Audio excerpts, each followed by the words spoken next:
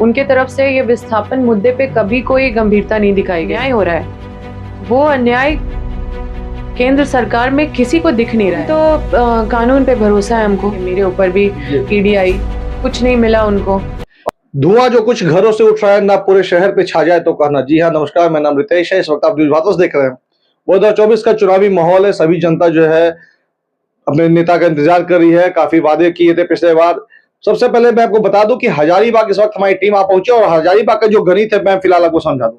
पिछले बार जो यहाँ बीजेपी के लोकसभा सांसद थे, जो जनसेना थे, वो बीजेपी से थे। इस बार उन्हें टिकट ना देकर के मनीष जायसवाल पे भरोसा बीजेपी ने जताया है। वहीं मैं बता दूं कि मांडू विधायक जो थे दिनेश भाई पटेल, जो कि बीजेपी से विधायक थे, उन्हें कांग्रेस ने इस बार भरोसा जता के उन्होंने टिकट दिया। तो देखा जाए तो पूर्व के दो बीजेपी के विधायक ही आपस में लड़ रहे हैं। जनता भी काफी आक्रोश में है कि इस बार किसे चुना जाए ना जाए, क्योंकि पिछले बार जो त्रुटियां थी, जो मैं बता दूं कि जो बीजेपी की जो सांसद थे उन्हें कुछ कमी थी, जिसकी वजह से उनका टिकट भी काटा गया और इसको लेकर के काफी जनता भी परेशान है। हमारे साथ आप देख ही रहे हैं कि अम्मा प्रसाद है। फिलहाल मैं इनके विषय में भी कुछ बता दूं। 2019 में ये सक्रिय राजनीति में आई थी और सबसे कम उम्र की विधायिका है। मैम, तो सबसे पहले आपका स्वागत है हमारे चैनल में। थैंक यू रितेश जी।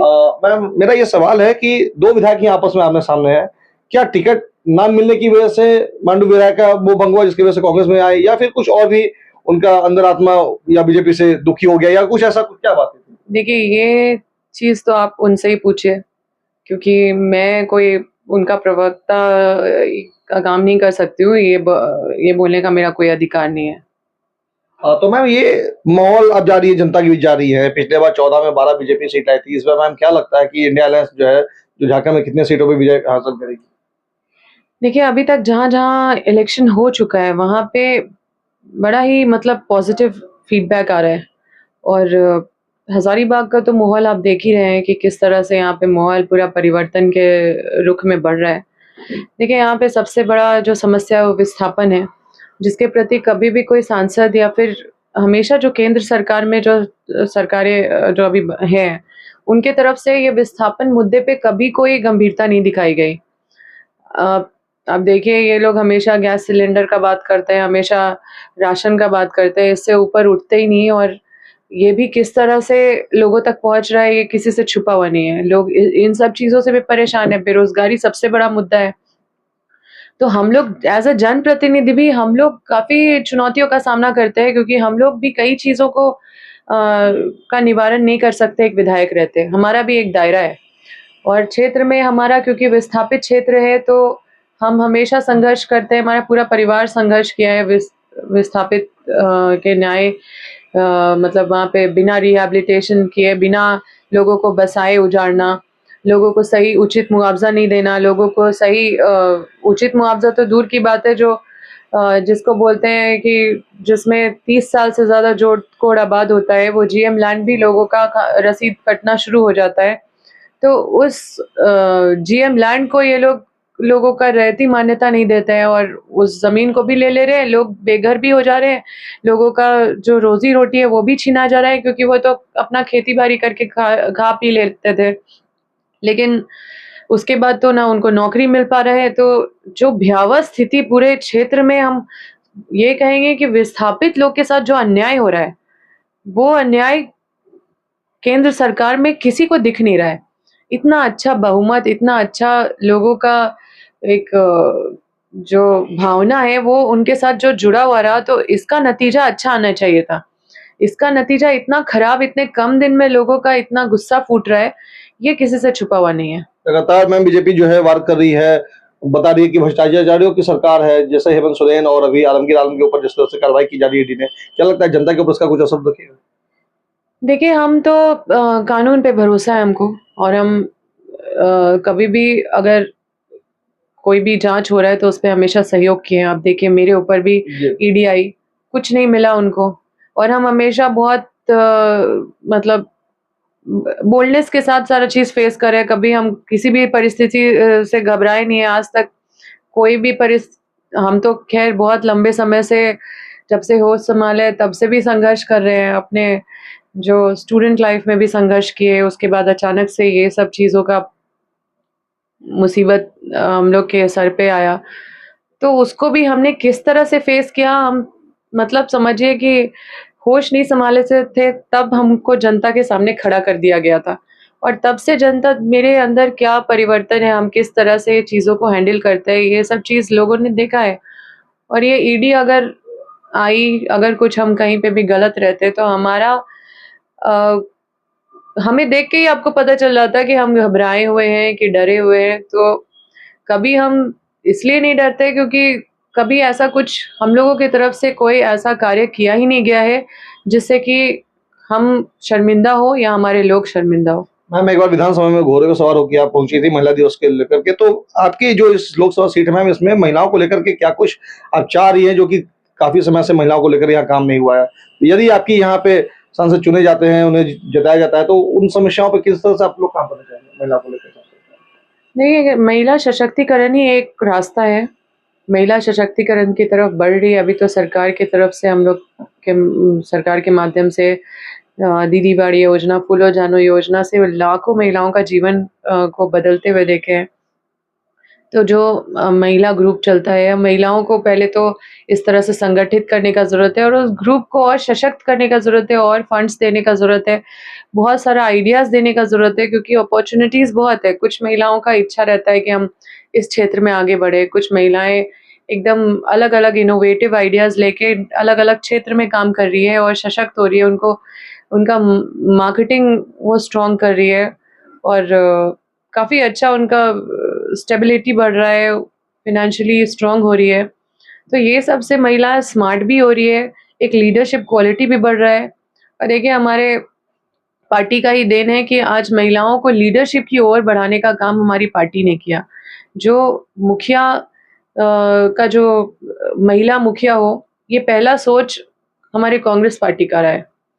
और अभी हाल में ही हमने विधानसभा में जो ये महिलाओं को सवैतनिक अवकाश अपने सरकार के माध्यम से दिलाया, ये मेरा ही सवाल था, जिसमें 2 साल का झारखंड की जो भी महिलाएँ जो काम करती है, जिनको छुट्टियाँ नहीं मिलती थी अपने बच्चों का ध्यान रखने के लिए, उनको सवैतनिक अवकाश 2 साल का हमारी सरकार के माध्यम से दिया गया। तो संवेदनशीलता के साथ महिलाओं के प्रति अगर कोई कार्य कर रहा है या मुझे दिख रहा है, तो वो हमारी सरकार में हुआ है और कांग्रेस पार्टी का ये निश्चित रूप से ये सोच है।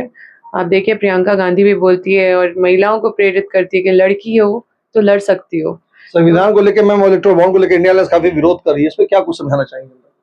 क्या क्या हो रहा विरोध? है? संविधान बदलने को लेकर के और इलेक्टोरल बॉन्ड को लेकर के काफी कुछ इंडिया अलायंस विरोध कर रही है बीजेपी को, क्या इसमें कुछ कहेंगे? देखिए इलेक्ट्रॉल बॉन्ड अब कोई छुपी हुई चीज़ नहीं है, अब तो सबके सामने उजागर हो चुकी है।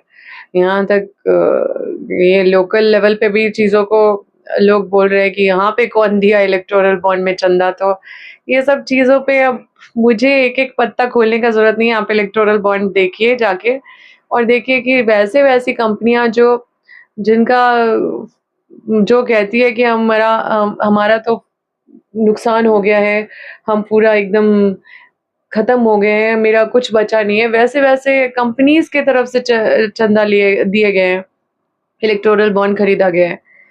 आप सहारा इंडिया का देखिए, चिट फंड का देखिए कि कितने लोगों का भावना के साथ खिलवाड़ किया गया है। लोग सोचते थे कि हमारा परिवार को एक सिक्योरिटी मिले, उसके लिए पैसे जमा करते थे और एकदम मीडियम क्लास के लोग, लोअर क्लास के लोग और उनके साथ धोखाधड़ी, उनके साथ ये मतलब हमको लगता है हर टोला में आपको आदमी मिल जाएँगे जो सारा इंडिया से अफ़ेक्टेड हुए हैं। तो इतने बड़े पैमाने पे इतना बड़ा अ, चोट जो लोगों को लगा है, इस पे क्या कदम उठाया गया? कुछ नहीं। तो ये संवेदनशीलता तो नहीं दिखता है। मैम आने वाले 20 मई को चुनाव होने जा रहे हैं आपके हजारीबाग में, अपने मतदाताओं को क्या कुछ संदेश देना चाहेंगे, खासकर युवाओं को?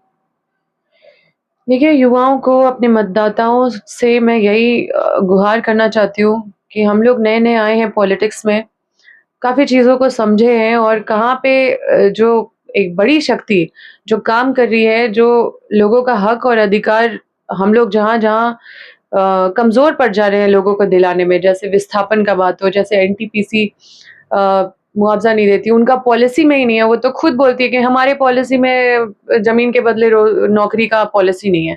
तो ये सारा पॉलिसी रेज़ करने वाला कौन है वहाँ पे? कौन यहाँ से जो आवाज़ जाएगा, वो यहाँ के जनता का आवाज़ दिल्ली तक कैसे पहुँचेगा?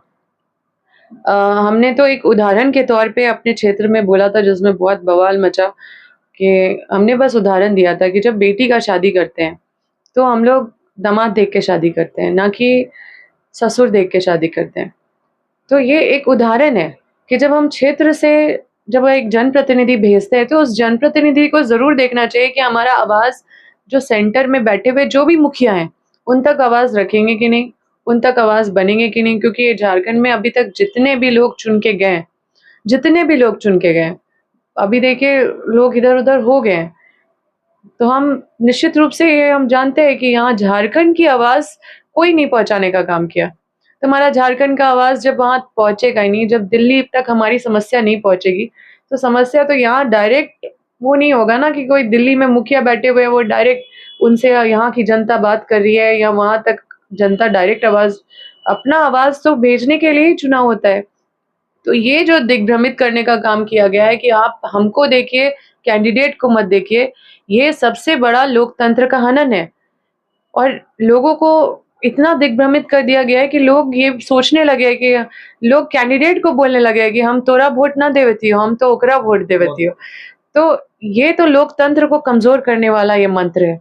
इसलिए लोगों को अपने कैंडिडेट को देख के वोट करना चाहिए, कौन उनका आवाज़ को दिल्ली तक पहुँचा सकता है, उनकी भावना दिल्ली तक कैसे पहुँचे, यही मैं आपके माध्यम से युवाओं से और अपने सारे जितने भी लोग हम जहाँ तक मेरी आवाज़ पहुँच रही है, जहाँ तक लोग मुझे सुन रहे हैं, चाहे वो जिस क्षेत्र से हो, मैं बस यही कहूँगी कि क्षेत्र और समाज का चिंतन हर व्यक्ति का एक फ़र्ज़ होता है, एक सिटीज़न का धर्म है कि जिस समाज में हम रहते हैं उसकी चिंता करें। और जब हम ये चिंता करते हैं तो हमें एक बार ज़रूर सोचना है वोट देने से पहले कि यहाँ की आवाज़, यहाँ का जो समस्या है वो कौन कैपेबल है वहाँ दिल्ली पहुँचाने के लिए। तो आपने सुना, ये थी अम्मा प्रसाद, जो कि महिला सशक्तिकरण को और तमाम मुद्दों को लेकर के सरकार से हमेशा आवाज उठाती रहती है और इनकी विचारधारा जो है वो जनता हमेशा इन्हें बताती है और जनता इन्हें सरकार भी मानती है। मैम, काफी ढेर सारी शुभकामना है कि जिस प्रत्याशी जो आपके इस वक्त खड़े हुए हैं वो जीत के संसद पहुंच जाए। और जैसा कि आपने बताया कि जो यहाँ का मुद्दा है वो यहाँ के स्थानीय जो प्रत्याशी है वही जाके दिल्ली में आवाज उठा सकते हैं। आपका भी कहना सही है। चलिए, ऐसे ही फिलहाल तमाम खबरों के बन रहे हैं हमारे साथ। मैं निर्वात हजारीबाग।